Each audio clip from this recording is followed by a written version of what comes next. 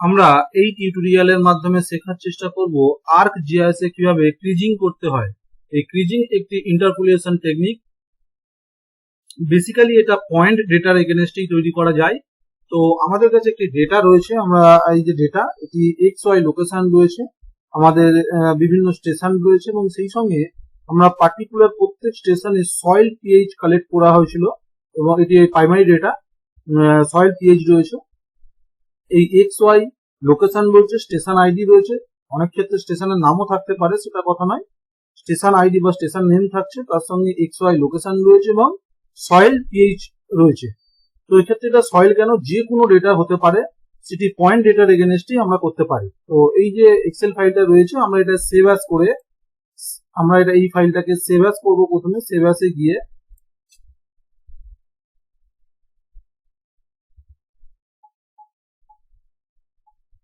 নাম সেট করার পরে সেভ টাইপে গিয়ে এখানে কমা ডিলিমিটেড এটি আমরা সিলেকশন করব, পরে সেভ করব। এরপর আমরা ArcGIS এ যাব। এবার ArcGIS এ গিয়ে আমরা দেখতে পাচ্ছি আমাদের এটি স্টাডি এরিয়া, এবং স্টাডি এরিয়ার সঙ্গে আমাদের যে ডেটাটা আমরা রেখেছি এক্সেল ফাইল, যাকে CSV তে কনভার্ট করলাম, সেই CSV ফাইলটাকে আমরা এখানে ইনপুট করার চেষ্টা করব। আমরা সয়েলের মধ্যে যে CSV ফাইল PH বলে সেভ করেছি, CSV ফাইলটা এটি এখানে আমরা ওপেন করব। এই CSV ফাইলটা এখানে ওপেন হওয়ার পরে CSV ফাইলের উপর রাইট ক্লিক করতে হবে, রাইট ক্লিক করে XY ডিসপ্লে এখানে যেতে হবে। আসার পরে এই যে আমাদের যে টেবিলটি রয়েছে বা ফাইলটি রয়েছে, সেটি এখানে ডিফল্ট সেভ হয়ে গেছে। এখানে একটি মাত্র CSV ফাইল রয়েছে বলে এখানে আর এটা ইনঅ্যাক্টিভ হয়ে গেছে। যদি একাধিক থাকতো তো এখান থেকে ড্রপ ডাউন থেকে আমরা সিলেক্ট করতে পারতাম। X ফিল্ডটা বাই ডিফল্ট X নিয়ে নিয়েছে, Y ফিল্ডটা বাই ডিফল্ট নিয়েছে, এখানে Z ফিল্ড নেওয়ার প্রয়োজন নেই। শুধু X ফিল্ডটাকে আমরা একবার চেক করে দেখবো, যদি X এর জায়গাটা ঠিক অন্য কিছু যদি চলে আসে তো এখান থেকে আমরা চেঞ্জ করতে পারি। এভাবে XY কে আমরা নিতে পারবো। নেওয়ার পরে এডিটরে যাব। এডিটরে গিয়ে এখানে আমরা WGS 1984 যে কোঅর্ডিনেট সিস্টেম রয়েছে, জিওগ্রাফিক কোঅর্ডিনেট সিস্টেম, এটিকে সিলেকশন করব। তবে এটা বারবার ইউজ করার জন্য এখানে ফেভারিটে রয়েছে, যদি এখানে না থেকে থাকে তো জিওগ্রাফিক কোঅর্ডিনেট সিস্টেম এই টুলবক্সের মধ্যে এখানে গেলে আমরা একদম নিচের দিকে পাবো ওয়ার্ল্ডের মধ্যে গিয়ে দেখতে পাবো WGS 1984। এটিকে এখান থেকে সিলেকশন করে ওকে, সিলেকশন করার পরে এখানে চলে এসেছে ওকে। যে মেসেজ আসবে, মেসেজটা বেসিক্যালি তেমন কিছু মেসেজ নয়, জাস্ট ওকে করে দিতে হবে। দেওয়ার পরে দেখতে পাচ্ছি যে আমাদের এই পয়েন্ট গুলো তৈরি হয়েছে, যে XY যে পয়েন্ট তৈরি হয়েছে।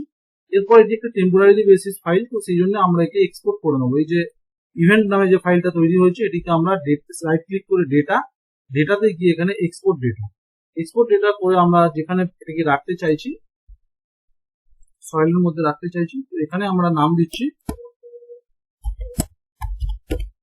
Point underscore PH।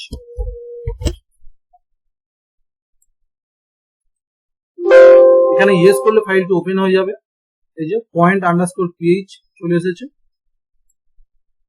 বাকি যা আছে আমরা ডিলিট করে দিচ্ছি। এই যে পয়েন্ট আন্ডারস্কোর PH এর যে রাইট ক্লিক করে আমরা একবার অ্যাট্রিবিউট টেবিলটাকে চেক করে দেখব। এই যে এই হলো আমাদের অ্যাট্রিবিউট টেবিল। এই অ্যাট্রিবিউট টেবিলে আমরা সয়েল PH কে একবার সর্ট করে নেবো। রাইট ক্লিক করলাম, এটাকে সিলেক্ট করে সর্ট অ্যাসেন্ডিং করব। করলে দেখতে পাচ্ছি মিনিমাম ভ্যালু 4.83 আর ম্যাক্সিমাম ভ্যালু 7.39। এটি একটি এটা আমাদের জানা প্রয়োজন আছে, দেখারও প্রয়োজন আছে। 7.39 ম্যাক্সিমাম এবং মিনিমাম ভ্যালু হচ্ছে 4.83।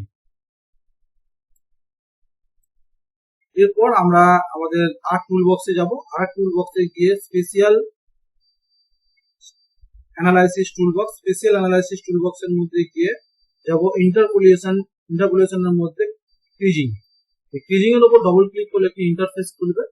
এই ইন্টারফেস করলে ইনপুট পয়েন্ট ফিচার্স, যে ইনপুট পয়েন্ট ফিচার্স এটি ওপেন করার পরে আমরা পয়েন্ট PH কে সিলেকশন করলাম। পয়েন্ট PH সিলেকশন করার পরে এখানে জেড ভ্যালুটা অবশ্যই আমাদের soil PH value, Z value. আমরা এই আউটপুট ফাইলটা কোথায় রাখতে চাইছি এবং তার নাম কি দিতে চাইছি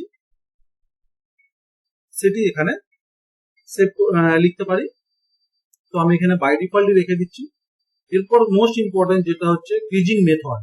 এই ক্রিজিং মেথডের জায়গায় আমরা ইউনিভার্সাল করব, এবং এই ইউনিভার্সাল করলে এখানে যে দুটো অপশন পাওয়া যাচ্ছে দুটো মডেলের মধ্যে আমরা প্রথমটা লিনিয়ার উইথ লিনিয়ার ডিপ এটি আমরা সিলেকশন করব। করার সঙ্গে সঙ্গে আমরা দেখতেই পাচ্ছি যে আউটপুট সেল সাইজ একটি ডিফল্ট সেল সাইজ চলে এসেছে এবং এখানে নাম্বার অফ পয়েন্টস 12 ডিফল্ট চলে এসেছে। এটি আসার পরে আমরা এনভায়রনমেন্ট সেটিং এ যাব। এনভায়রনমেন্ট সেটিং এ গিয়ে আমরা ওয়ার্ক প্রসেস এক্সটেন্ডে যাব। প্রসেস এক্সটেন্ডটা খোলার পরে এই যে এক্সটেন্ডের জায়গায় আমরা এখানে অবশ্যই স্টাডি এরিয়াটাকে সিলেকশন করব। আমাদের যে স্টাডি এরিয়া রাস্টার সেই পর্যন্তই কাজ করবে। এরপরে যাব নিচে রাস্টার অ্যানালাইসিস। রাস্টার অ্যানালাইসিসে গিয়ে আমরা যা আছে সবই রাখবো, কিন্তু মার্কস যে জায়গায় রয়েছে এখানে আমাদের যে স্টাডি এরিয়া রয়েছে স্টাডি এরিয়াটাকে আমরা এখানে সিলেকশন করে ওকে।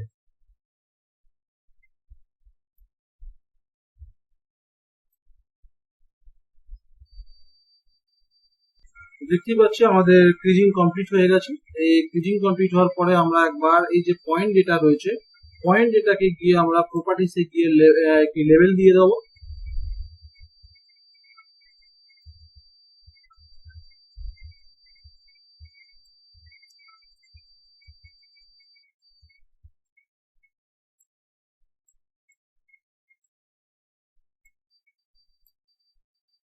এখানে বোঝার সুবিধার্থে আমরা লেভেল দিয়েছি এবং প্রত্যেকটা এখানে দেখতেই পাচ্ছি ক্রিজিং এর যে মিনিমাম ভ্যালু যেটা রয়েছে সেটা 4.65 আর ম্যাক্সিমাম ভ্যালু রয়েছে 8.87।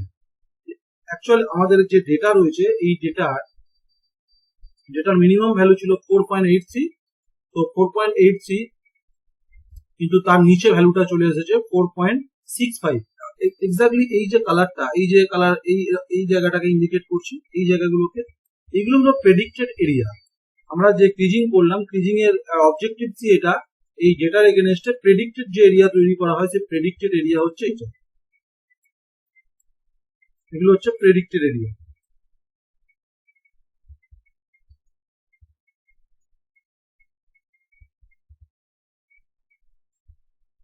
এই যে 4.65 থেকে 5.12 অর্থাৎ এই গ্রিন কালার যে ডার্ক গ্রিন যে এসেছে এই কালারটা এই জায়গাটাকে এই ভ্যালুটাকে ইন্ডিকেট করে, আমাদের পয়েন্টও তাই ইন্ডিকেট করছে। তারপরে একটা 5.58 রয়েছে এখানে দেখতে পাচ্ছি 5.12 থেকে 5.59 এভাবে এসেছে। ক্রিজিং কমপ্লিট হয়ে যাওয়ার পরে আমরা এটিকে এখানে আমরা রাইট ক্লিক করতে পারি। এখানে একটা বিষয় আছে যে এখন আমরা যে মার্কস লাগিয়ে দিলাম অর্থাৎ স্টাডি এরিয়াকে লাগিয়ে দিলাম, এই স্টাডি এরিয়াটা এখানে আমরা জুম করলে দেখতে পাবো যে পিক্সেলের একটু এরর আসছে। এই যে পিক্সেলের যে সাইজটা রয়েছে সেই সাইজের সঙ্গে এখানে কেটে গেছে, এই জায়গাগুলো গ্যাপ তৈরি হয়েছে। তো এই এররটা অ্যাডজাস্টমেন্ট করার একটা সহজ পদ্ধতি হলো আমরা যখনই এটা তৈরি করছিলাম এই যে স্টাডি এরিয়াকে নিলাম, স্টাডি এরিয়া থেকে একটু বেশি কোনো এরিয়াকে নিয়ে পরে আমরা ইন্টারসেক্ট করে এক্সট্রাকশন বাই মার্কস করে বাদ দিয়ে দিতে পারি। অর্থাৎ স্টাডি এরিয়া থেকে একটু বেশি এরিয়া এই যে আমি নিয়েছি, যদি স্টাডি এরিয়ার জায়গায় এই যে রাস্টার অ্যানালাইসিস বাউন্ডারি এগেনস্ট আমরা নিতাম, নেওয়ার পরে যে রাস্টার ফাইলটা তৈরি হতো সেখান থেকে আমরা যদি এই স্টাডি এরিয়া দিয়ে এক্সট্রাকশন বাই মার্কস করে কেটে নিতাম, আমার এই টিউটোরিয়ালটা চ্যানেলে দেওয়া রয়েছে, এক্সট্রাকশন মার্কস করে কেটে নিলে তাহলে এই সমস্যাটা তৈরি হতো না। যেমন এখানে এই যে এই জায়গাগুলোতে গ্যাপ তৈরি হয়েছে বা এখানে একটু বেরিয়ে গেছে, কারণ ভেক্টরে কনভার্ট করলে এই জায়গাটায় ব্ল্যাঙ্ক আসবে অর্থাৎ কোনো ভ্যালু আসবে না। এরপরে আমরা এই ক্রিজিং এর উপর রাইট ক্লিক করবো, করে প্রপার্টিসে যাব। প্রপার্টিসে গিয়ে আমরা সিম্বোলজি করব। সিম্বোলজি থেকে 9 ক্লাস রয়েছে, আমাদের চাইলে আমাদের প্রয়োজন মতো 5, 4, 3 যে কোনো আমরা নিতে পারি। তো 5 এখানে নিলাম। 5 নেওয়ার পরে এই যে লেভেলে আছে লেভেলের উপর রাইট ক্লিক করবো, সরি লেফট ক্লিক করবো, লেফট ক্লিক করে ফরম্যাট লেভেল। এই ফরম্যাট লেভেল গেলে উপরে আছে নিউমেরিকের এখানে আছে number of decimal place. Number of decimal প্লেসের জায়গায় আমরা 2 করবো, কারণ আমাদের পয়েন্টের পরে দুটি ভ্যালু নেওয়া ছিল, 2 করবো। মনে রাখতে হবে এখানে কোন রকম ভাবে ব্ল্যাঙ্ক রাখা যাবে না, কমসে কম 0 বসাতে পারি। আমরা যদি কোনো পয়েন্ট নাই রাখতে চাই, ধরে নিলাম যে পয়েন্টের পরে কোনো ভ্যালু রাখবো না, তো তখন এখানে আমরা 0 বসিয়ে দিতে পারি, কিন্তু ব্ল্যাঙ্ক রাখা যাবে না। দিয়ে ওকে। দেখতেই পাচ্ছি যে পয়েন্টের পরে দুটি ভ্যালু চলে এসেছে। আসার পরে আমরা যদি প্রয়োজন মনে হয় এখান থেকে আমরা কালারটাও চেঞ্জ করতে পারি। এই যে কালার, যে কোনো কালার আমরা এখান থেকে নিতে পারি। এই যে ক্লাসিফাই এসছে, ক্লাসিফাইটা এখানে ইকুয়াল ইন্টারভ্যাল ক্লাসিফাই হয়ে রয়েছে, ইকুয়াল ইন্টারভ্যাল। আমরা চাইলে আমাদের মতো করে এখানে ম্যানুয়াল সিলেকশন করে নিতে পারি, ন্যাচারাল ব্রেক করতে পারি, যে কোনো কালার আমরা করতে পারি। যদি ম্যানুয়াল করি আমরা এখান থেকে টাইপ করতে পারি।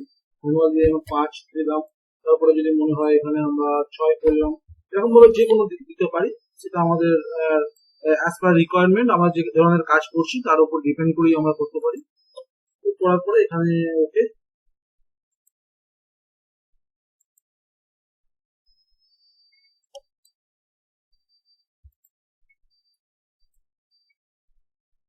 এইভাবে আমরা যে কোনো জিওগ্রাফিক্যাল এরিয়ার ক্রিজিং যে ইন্টারপোলেশন টেকনিক তার অ্যাপ্লিকেশন